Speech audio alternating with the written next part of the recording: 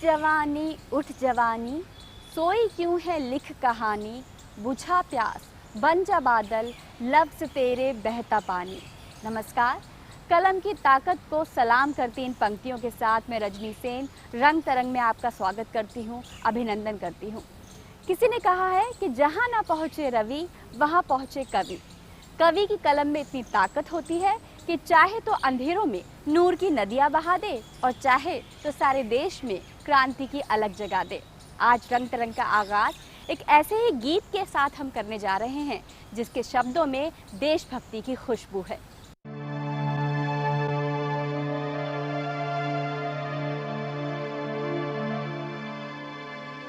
मिले सुर मेरा तुम्हारा तो सुर बने हमारा। सुर की नदियाँ हर दिशा से बह के सागर में मिले। दूरदर्शन ने हमेशा अपने कार्यक्रमों के जरिए देश की एकता और सांस्कृतिक विविधता को बढ़ावा देने का काम किया है।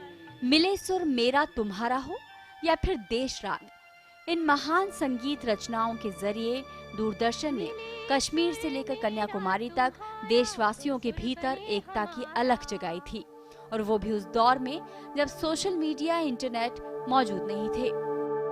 मुंजो सुर तुझे सा प्यारा मिले जदे गीत असा जो। ये रचनाएं विविधता में गुथे इस महान देश को एकता के धागे में पिरोती थी। एक पूरी पीढ़ी देशभक्ति के इसी जज्बे को दिल में समाये बड़ा हुई है। मधुर सुरांचा बरसती धारा। इसी महान परंपरा को आगे बढ़ाते हुए दूरदर्शन ने स्वतंत्रता दिवस 2019 के लिए वतन नामक देशभक्ति गीत लॉन्च किया। इस गीत को केंद्रीय सूचना और प्रसारण मंत्री प्रकाश जावड़ेकर ने नई दिल्ली में लॉन्च किया। माथे पे तेरे चांद का टीका लगाएंगे। इस गीत का निर्माण दूरदर्शन ने किया है। इस गीत के जरिए नए भारत पर रोशनी डाली गई है। सजाएंगे। इस गीत में राष्ट्रीय युद्ध स्मारक, स्टैच्यू ऑफ यूनिटी और चंद्रयान 2 जैसी उपलब्धियों को रेखांकित किया गया है। इस गीत में देश के वीर सैनिकों और शहीदों के प्रति भी सम्मान व्यक्त किया गया है। आँखों में तेरी ख्वाब के तारे सजाएंगे। कवि और रचनाकार आलोक श्रीवास्तव ने और आवाज दी है हिंदी फिल्मों के गायक जावेद अली ने।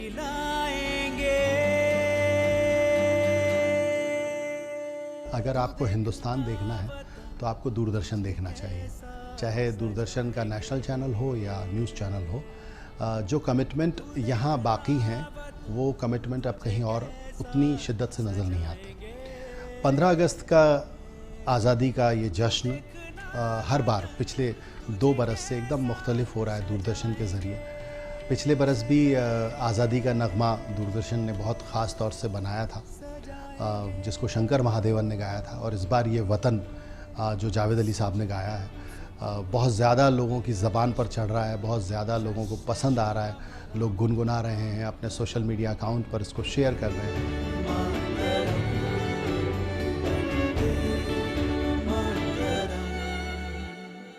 कदमों पे तेरे। इस गीत का प्रसारण आकाशवाणी और दूरदर्शन के सभी केंद्रों द्वारा किया जाएगा।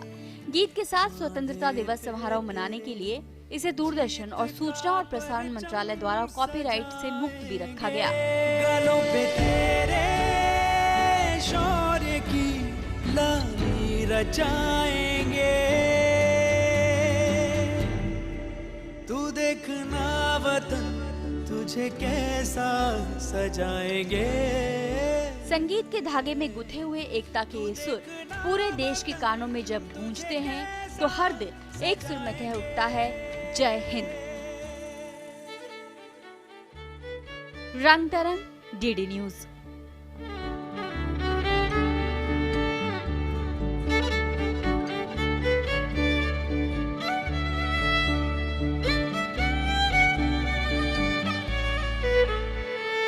अब तक जो ना हुआ है वो अब कर दिखाएंगे।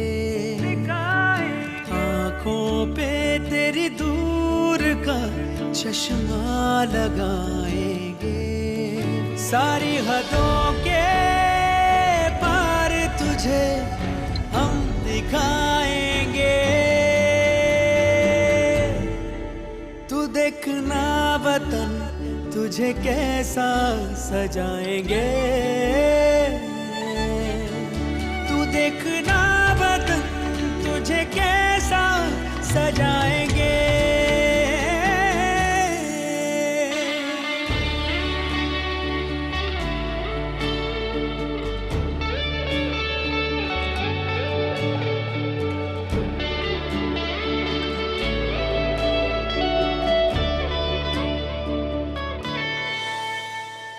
मिट्टी का तेरी मिट के भी कर्जा चुकाएंगे, मस्तक ये तेरा गर्व से ऊंचा उठाएंगे। आगे ही आगे हम तुझे ऐसा बढ़ाएंगे, तू देखना वतन तुझे कैसा सजाएंगे, तू देखना वतन तुझे कैसा सजाएंगे।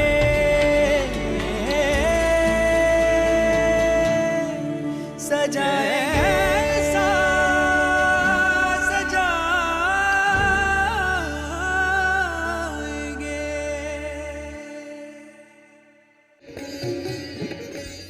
तो कला की दुनिया ऐसी ही होती है जो कला को साधना और कलाकार को साधक बना देती है।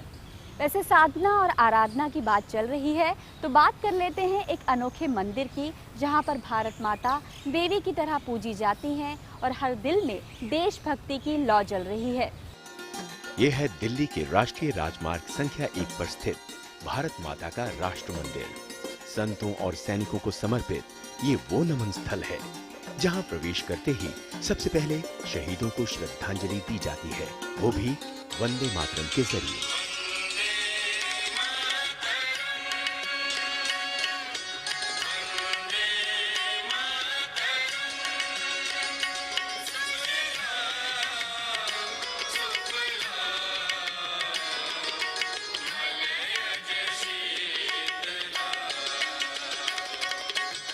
यहाँ एक तरफ जहाँ इंडिया गेट के अमर जवान ज्योति की ही तरह राइफल और हेलमेट को दर्शाया गया है, तो वहीं दूसरी ओर त्रिशूल संतों की आस्था को प्रकट करता है।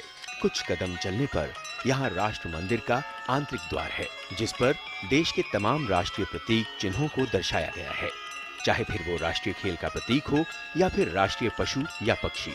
इसके अलावा मंदिर के भीतर भारत माता की अत्यधिक सुंदर मूर्ति हर किसी का मन मोह लेती है। भारत माता जिस तरह से तिरंगा साड़ी में राष्ट्रीय ध्वज लेकर शेर के साथ खड़ी हैं, वो एक अलग ही अनुभूति प्रदान करता है। ये स्थान समर्पित है उन सभी संतों को, शहीदों को, सैनिकों को, वीर वीरांगनाओं को, जिनके बारे में हम कुछ नहीं जानते, पर आज हम जो कुछ भी हैं उन्हीं के बलिदानों के कारण हैं। एक तरफ आप स्टेन गन पर हेलमेट है तो दूसरी तरफ त्रिशूल है, तो एक तरफ सैनिकों को नमन है और दूसरी तरफ संतों को नमन है।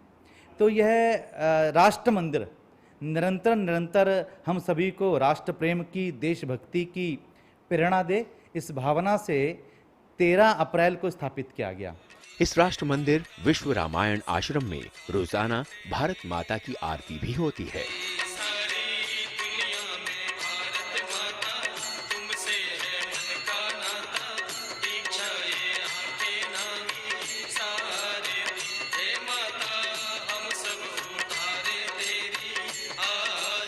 इस मंदिर में समय समय पर राष्ट्र सेवा दल के जरिए युवाओं के लिए राष्ट्र भावना शिविर भी लगाए जाते हैं।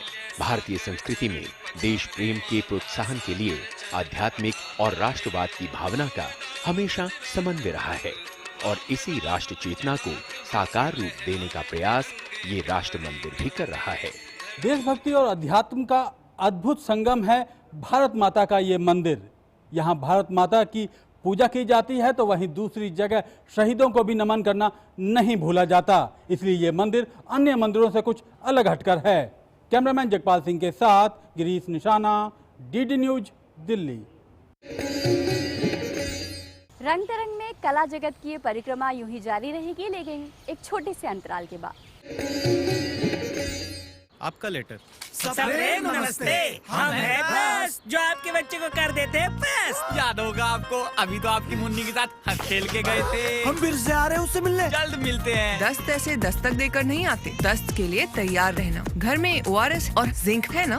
दस्त की इलाज में देरी हुई तो शरीर में पानी और पोषण की कमी जानलेवा हो सकती है। इसलिए दस्त शुरू होते ही ORS और जिंक शुरू करें। दस्त के लिए तैयार रहना। घर में ORS और जिंक है ना? क्या आपके साथ भी ऐसा हुआ है? ग्राहक होने के नाते धोखा? क्या आप चुपचाप सहन करके बैठ जाते हैं या अपने हक की लड़ाई लड़ते हैं? मेरे साथ भी धोखा हुआ। बस अपनी शिकायत लिखी, अपोजिट पार्टी के फैक्ट्स और डॉक्यूमेंट्स के साथ कंज्यूमर फोरम में जमा कर दी। न वकील की फीस लगी और फैसला भी 3 महीने में आ गया। आप भी सोचिए मत, अपने हक की लड़ाई कंज्यूमर फोरम में लड़िए। जागो ग्राहक जागो। एक मंदिर, दरगाह या गुरुद्वारा नहीं छोड़ा था जहां इसकी मिलने की मन्नत ना मांगी हो। स्टेशन पर खो गई थी ये रितु, मेरी बेटी।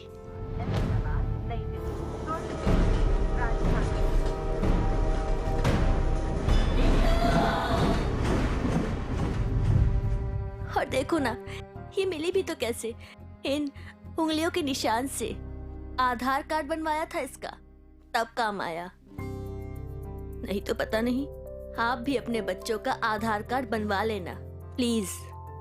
सुना, वो आधार में बच्चों की फिंगरप्रिंट लेते हैं ना? उससे कोई भी खोए हुए बच्चे को अपने घर तक पहुंचा सकता है। कई बच्चों को अपने परिवार से मिलाया है आधार ने। ये तो मैंने सोचा ही नहीं था। तो अब सोच लो। पूरे देश में कहीं भी हो, आधार से ही तो छोटे बड़े सबको मिली है एक सी पहचान। तो पेरेंट्स, आधार अपना लो, फायदे में रहोगे। तो कला का धागा आपको एक सुंदर दुनिया से जोड़ता है। वैसे बात जोड़ने की चली है तो बात एक ऐसी संस्था की जो समाज में पिछड़े तबके की महिलाओं को मुख्य धारा से जोड़ रही है। कल्पना दास की संस्था रंगीला धागा न केवल महिलाओं को धागे से ज्वेलरी बनाना सिखा रही है, बल्कि उनके उत्थान के लिए भी काम कर रही है।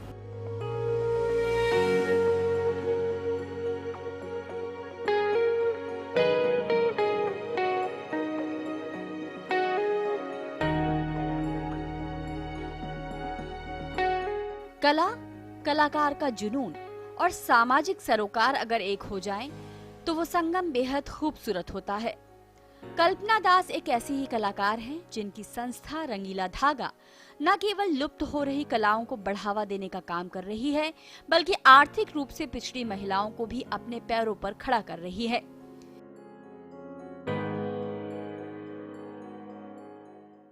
वे दिल्ली के स्लम्स की महिलाओं को अपने साथ जोड़ती हैं, उन्हें काम सिखाती हैं। महिलाएं ये काम सीखकर बिना किसी बिचौलिए के इन कलाकृतियों को बेचकर वाजिब दाम पाती हैं। कल्पना धागे और गमछे के कपड़े के जरिए आर्ट पीस और बेहद सुंदर गहने बनाती हैं। ये सभी प्रोडक्ट्स पूरी तरह से इको फ्रेंडली होते हैं और देखने में भी बहुत खूबसूरत होते हैं। इन गहनों को पहनने वाले तो दमकते ही हैं, साथ ही उन महिलाओं का आत्मविश्वास भी चमक उठता है।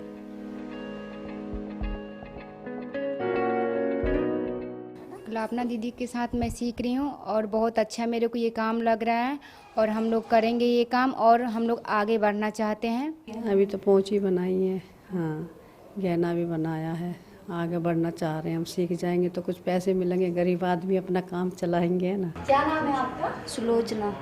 क्या बना रहे हो आप? नाम बना रही हूँ। अपना नाम लिखा है? कौन सी स्टिच है ये?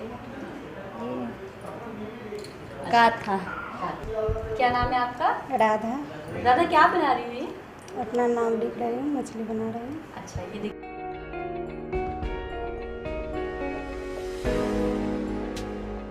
कल्पना मूलतः बंगाल से है, लेकिन पिछले कुछ सालों से दिल्ली में आर्थिक रूप से पिछड़ी महिलाओं को समाज की मुख्य धारा से जोड़ने का काम कर रही है। उनकी कला में भी बंगाल के रंग खूब बोलते हैं।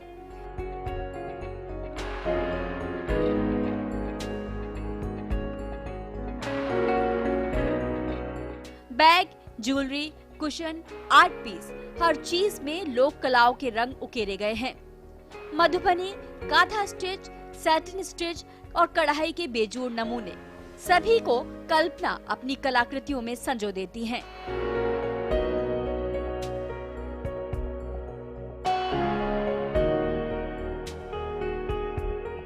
हमने मधुबनी पेंटिंग ट्रेडिशनल को पेंट किया, फिर कैनवास के ऊपर डायरेक्ट ये कैनवास के ऊपर पेंटिंग होता है, फिर ये ब्रेड हमने बनाया हाथों से, ये सारा बंगाल का गमछा है, फिर उसके ऊपर ये बीड्स का वर्क होता है।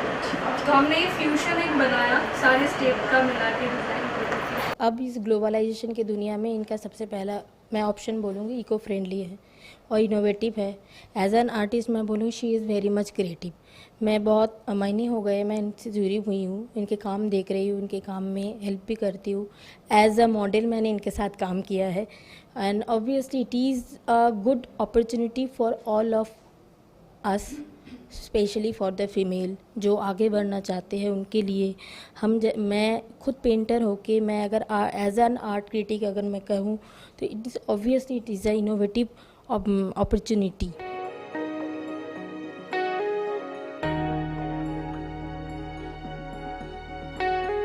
कल्पना कला प्रदर्शनियों के जरिए भी इन कलाकारों की मेहनत देश के कोने कोने में ले जा रही है।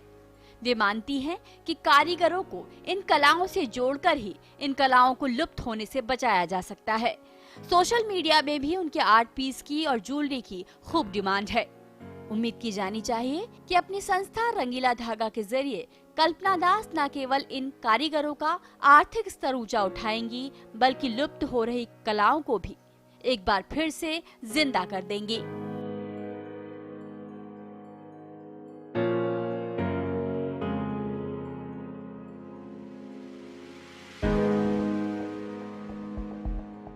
कहते हैं धागा बेहद नाजुक होता है, लेकिन कुछ धागे बहुत गहरे होते हैं। कला का धागा भी ऐसा ही होता है जो कलाकार को सारी दुनिया से जोड़ता है। आप मेरे पीछे जो पेंटिंग देख रहे हैं दरअसल वो पेंटिंग नहीं है, ये कल्पना दास का बेहद बेहतरीन काम है, जिन्होंने सुई और धागे के माध्यम से स्टिच के जरिए अपनी कला को निखारा है। और ये भी ऐसा ही काम है जो पेंटिंग नज़र आ रहा है पर दरअसल ये सैटिन स्टिच है। मेरे हाथ में और गले में जो ज्वेलरी है वो धागे से बनी इको फ्रेंडली ज्वेलरी है। कल्पना दास रंगीला धागा के जरिए बेहतरीन काम कर रही हैं आर्थिक रूप से पिछड़ी हुई महिलाओं को समाज की मुख्य धारा से जोड़ने का। अपनी कला के रंग तो बिखेर ही रही हैं, साथ ही उन महिलाओं को आगे लेकर आ रही हैं जो संघर्ष से जूझ रही हैं। कैमरामैन शारदा के साथ दिल्ली के महरौली से रंग तरंग के लिए रजनी सेन की रिपोर्ट। तो कुछ कलाकारों का हुनर इतना आलीशान होता है कि उस पर कभी कभी यकीन करना मुश्किल होता है। वहीं ज़िंदगी में कुछ कहानियाँ भी ऐसी होती हैं जिन पर एक बार भी यकीन नहीं होता। आज आपको एक ऐसी ही परी कथा सी कहानी सुनाने जा रहे हैं। हम बात कर रहे हैं बंगाल की रानू मंडल की, जो कभी रेलवे स्टेशन पर अभावग्रस्त जिंदगी जी रही थी, लेकिन कोई उनकी मदद के लिए आगे आया और अब उनकी ज़िंदगी में एक बड़ा बदलाव आया है। देखिए ये खूबसूरत कहानी। एक प्यार का नगमा है, मौजों की रवानी है, जिंदगी और कुछ भी नहीं, तेरी मेरी कहानी है। ला ला ला ला ला ला ला ला ला ला। सोशल मीडिया कैसे किसी की जिंदगी को रातों रात बदल सकता है, इसकी एक और खूबसूरत मिसाल सामने आई है। कुछ दिन पहले ही पश्चिम बंगाल के बारपेटा में रेलवे स्टेशन पर एक महिला का गीत गाते हुए वीडियो वायरल हुआ था।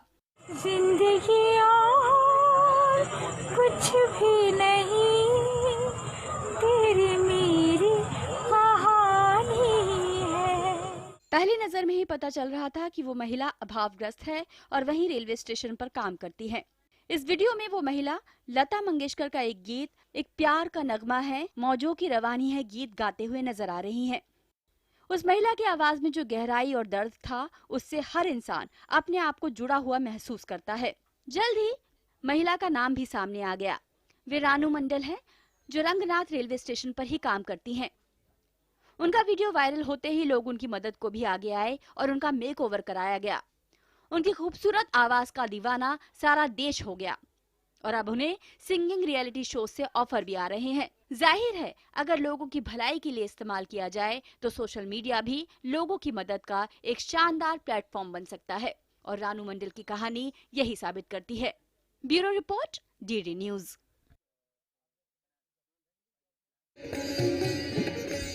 हर किसी के आगे कहाँ अपनी जुबान खोलते हैं, पर ध्यान से सुनिएगा, पत्थर भी बोलते हैं। जी हाँ, कुछ कलाकार ऐसे होते हैं जो पत्थरों को भी बोलना सिखाते हैं।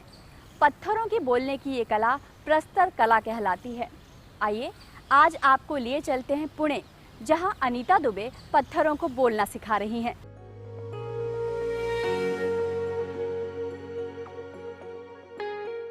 कला और कलाकार की दुनिया अबुझ पहेलियों से भरी पड़ी है।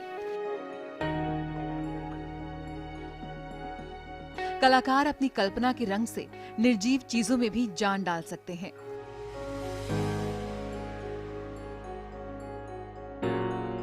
पुणे में रहने वाली अनीता दुबे एक ऐसी ही कलाकार हैं जिनके हाथों को छूकर पत्थर भी बोल पड़ते हैं। अनीता प्रस्तर कला यानी स्टोन वर्क के जरिए बेजान पत्थरों में जान फूंकने का काम कर रही हैं। बचपन से ही उन्हें पत्थर इकट्ठा करने का शौक था। उन्हें पत्थर बोलते सुनाई पड़ते थे।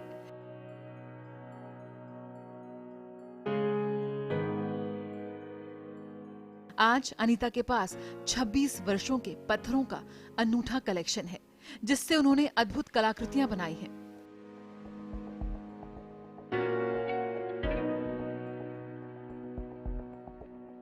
वे पत्थरों को बोलना सिखाती हैं और इन पत्थरों के जरिए 100 से ज्यादा कविता और कहानियों को साकार किया है। उनके पति एयरफोर्स में काम करते हैं और उनके साथ जहां जहां जाने का मौका मिलता है, अनीता वहां नदियों और तालाबों से खास पत्थर कलेक्ट करती हैं। पिछले दिनों वे भूटान बॉर्डर के पास से 10 किलो पत्थर लेकर आई हैं। वे मैथिली शरण गुप्त, महादेवी वर्मा, सुमित्रा नंदन पंत और अज्ञेय सहित कई महान कवियों की कविताओं को स्टोन वर्क के जरिए बयां कर चुकी हैं। चाहे कोई त्योहार हो या प्रकृति के साथ संवाद, कोई कविता हो या कहानी या किसी को कहना हो अलविदा, अनीता के ये बोलते पत्थर हर लम्हे को यादगार बनाते दिखाई देते हैं। पाषाणों में जान फूंकने का अनीता का ये कमाल का हुनर उन्हें उन कलाकारों की फहरिस्त में खड़ा करता है जहां कला दायरे में बंद कर और भी निखर उठती है।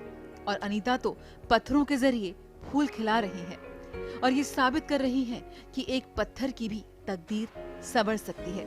शर्त ये है कि करीने से सजाया जाए। रजनी सेन, रंग तरंग, डीडी न्यूज।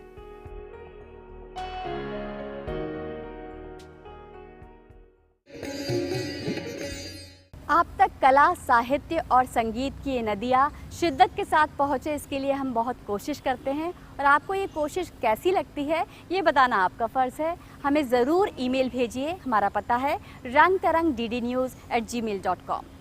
और अब बात चली है संदेशों की, तो एक ख़ास संदेश की बात कर लेते हैं जो सरहद पार से आया है। बात ITBP के जवान लवली सिंह की, जिन्होंने देशभक्ति को सलाम किया है अपनी सुरीली आवाज़ में। बॉर्डर फिल्म के गीत संदेशे आते हैं के साथ आपको छोड़े जा रहे हैं उसी सुमधुर गीत के साथ। फिलहाल हमें दीजिए आज्ञा। नमस्कार।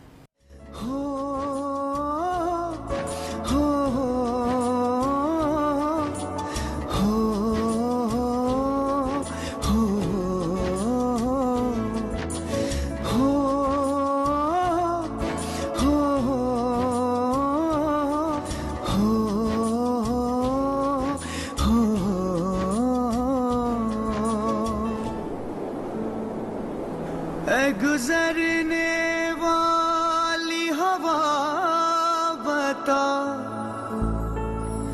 मेरा इतना काम करेगी क्या? मेरे गाँव जा, मेरे दोस्तों को सलाम दे। मेरे गाँव में है जो वो गली जहाँ रहती है मेरी दिलरुबा, उसे मेरे प्यार का जाम दे। उसे मेरे प्यार का जाम दे। वहीं थोड़ी दूर है घर मेरा, मेरे घर में है मेरी बूढ़ी माँ। मेरी माँ के पैरों को छू के तू उसे उसके बेटे का नाम दे।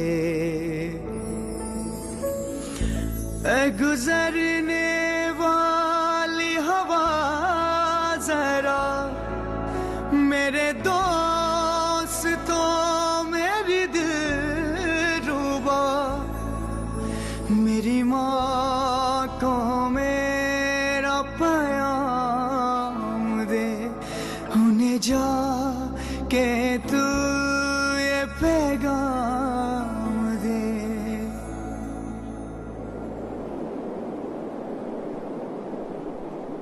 मैं वापस आऊंगा, मैं वापस आऊंगा फिर अपने गाँव में, उसी की छाँव में कि माँ के आंचल से, गाँव के पीपल से, किसी के काजल से किया जो वादा था वो निभाऊंगा। मैं एक दिन आऊंगा, मैं एक दिन आऊंगा, मैं एक दिन आऊंगा। हो हो हो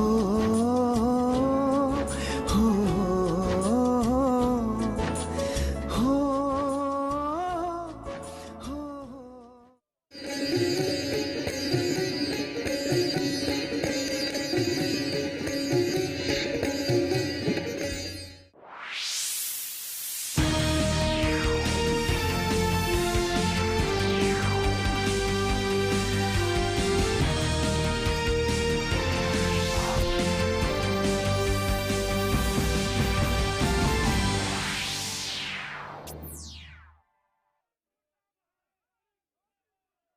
प्रधानमंत्री श्री नरेंद्र मोदी भारत की जनता से साझा करेंगे अपने मन की बात।